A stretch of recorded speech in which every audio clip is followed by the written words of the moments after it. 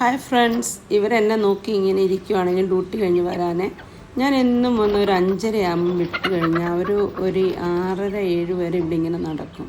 അത് കഴിഞ്ഞിട്ട് ഇവർ കൂട്ടിക്കയറും. അപ്പോൾ ഒരു 8:00 വന്ന് ഞാൻ കൂടാൻ അടയ്ക്കും. പിന്നെ ഇവർക്ക് എല്ലാ ഫുഡും ഞാൻ കൊടുക്കും കേട്ടോ. അരി കൊടുക്കും. ഗോതമ്പ് എന്താണോ ഇവർ കഴിക്കത്തേയില്ല. ഞാൻ പൊടിച്ച് ഇവരുടെ ഫുഡില്ലേ, അതായത് ഇവരുടെ സ്പെഷ്യൽ ഫുഡ് ഞാൻ മേടിച്ചായിരുന്നു കേട്ടോ, kg 50 rupees വെച്ച്. അപ്പോൾ അതിൻ്റെ കൂടെ മിക്സ് ചെയ്ത് കൊടുത്താൽ അവർ കഴിക്കാറുണ്ട് ഗോതമ്പ്.